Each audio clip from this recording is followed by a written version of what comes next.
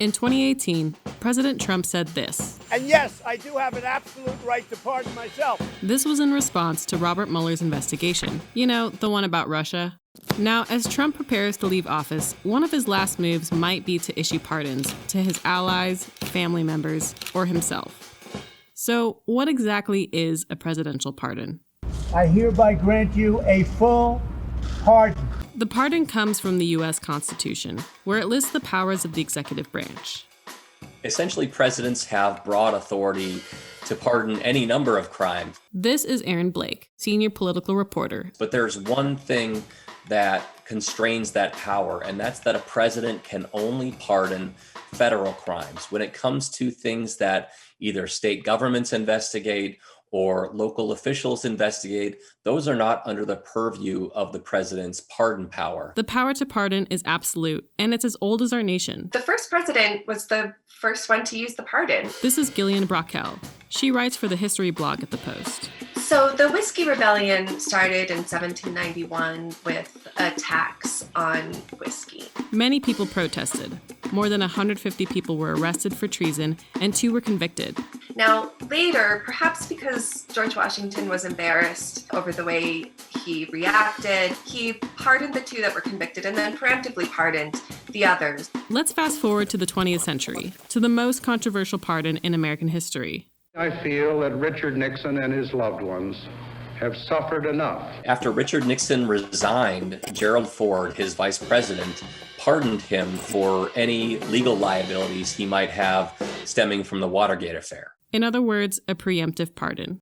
We are giving Alice a full pardon. I just told her. Pardons are supposed to acknowledge that our judicial system is not perfect. President Trump has a few of these under his belt.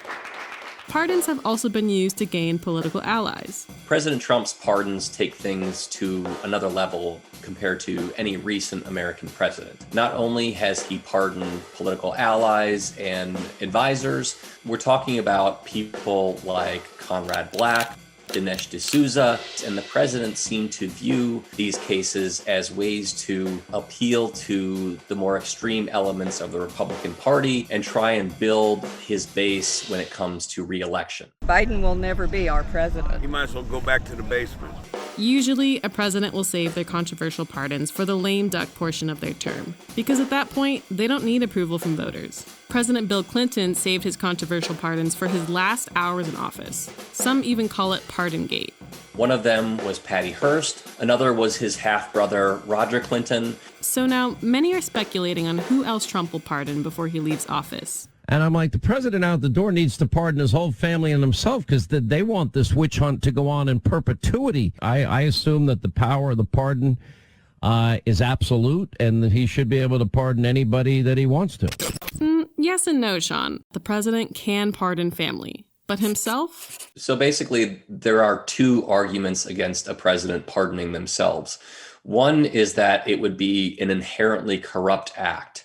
Another disagreement has to do with a president can technically grant, which is the word used in the Constitution, themselves a pardon. Some people believe that grant is generally something that you do for somebody else. You can't grant yourself something. And we haven't seen that actually decided in a court of law.